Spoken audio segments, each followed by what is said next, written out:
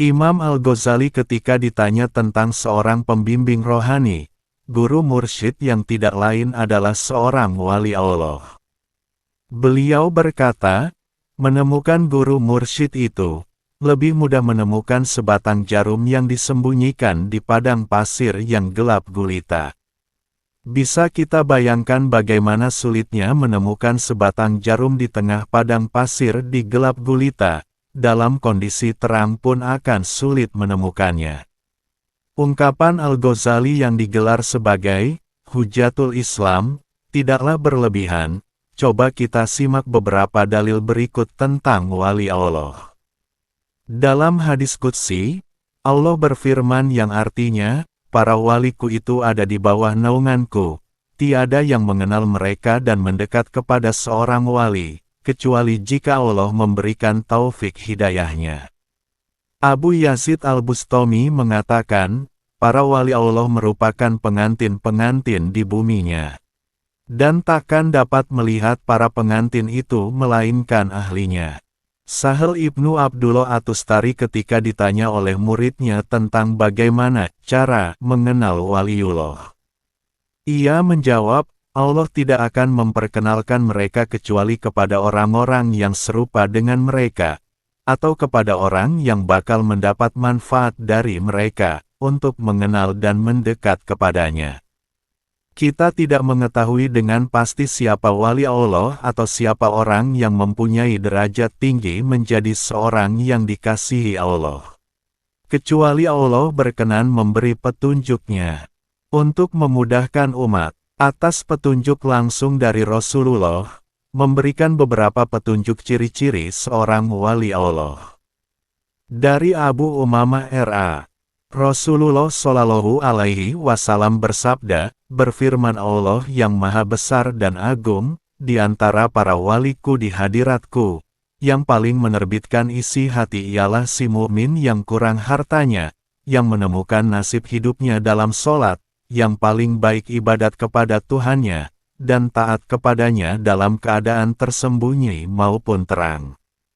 Ia tak terlihat di antara khalayak, tak tertuding dengan telunjuk. Rezekinya secukupnya, tetapi ia pun sabar dengan hal itu. Kemudian beliau Shallallahu Alaihi Wasallam menjentikkan jarinya, lalu bersabda, kematiannya dipercepat, tangisnya hanya sedikit dan peninggalannya amat kurangnya. H.R. At-Tirmidzi, Ibnu Majah, Ibnu Hanbal. Kualitas seorang wali Allah bukan sembarangan, mereka izin Allah karena kedekatan kepada Allah. Apabila kita memandang wajah wali Allah akan membuat kita semakin dekat dengan Allah, pandangan kita kepada mereka akan menyambungkan rohani, robitoh kita dengan Allah. Inilah dasar dalil yang digunakan oleh pengamal tarekat untuk selalu berwasilah kepada guru mursyid sesuai dengan petunjuk Rasulullah SAW.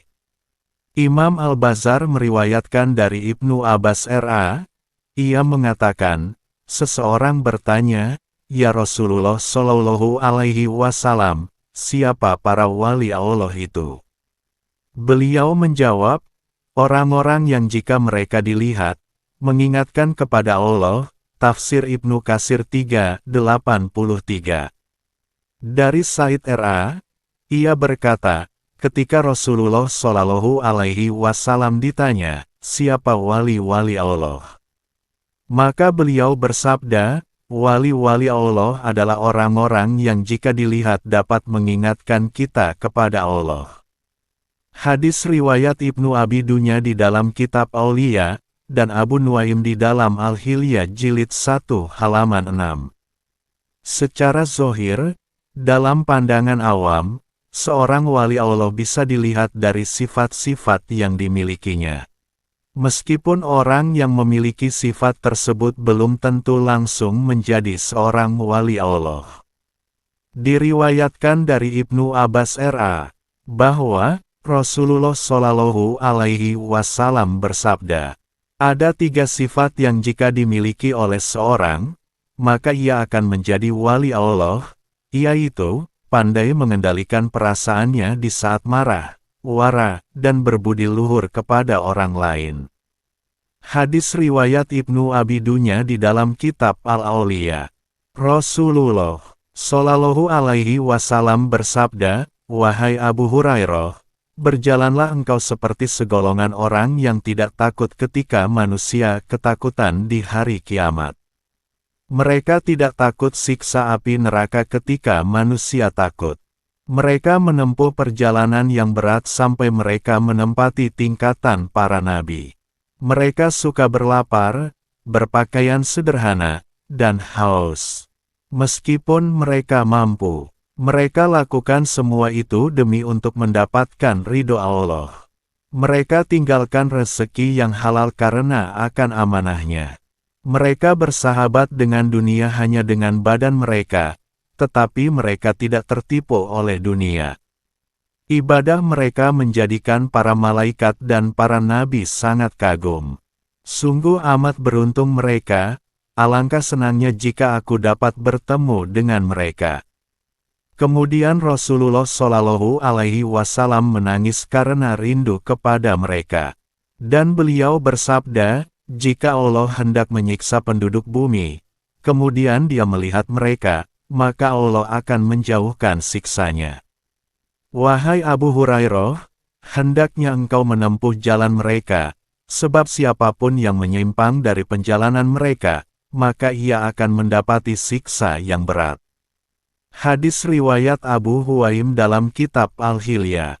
Dalil yang terakhir ini mengingatkan saya akan guru sufi dalam tulisan Sang Wali Akbar yang tiba-tiba mengubah jadwal penerbangan karena beliau ada firasat kloter 1 akan mengalami musibah. Dan dengan kehadiran beliau di sana maka Allah menjauhkan bala tersebut.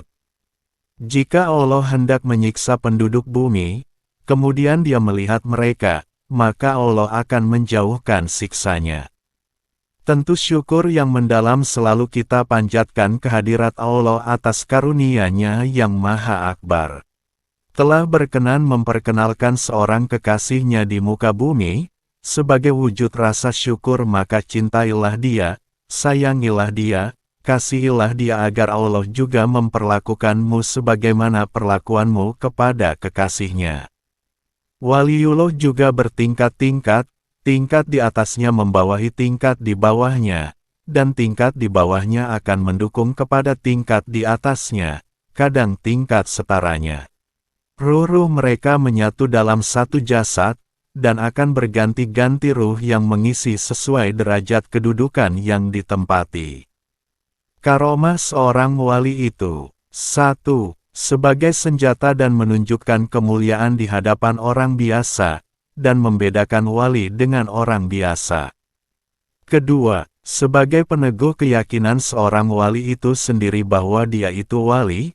Jika sudah teguh maka karomah itu tak penting lagi. Seperti tentara pemula diberi senjata yang besar agar dia yakin bahwa dia tentara, membawa senjata jadi berani melawan musuh.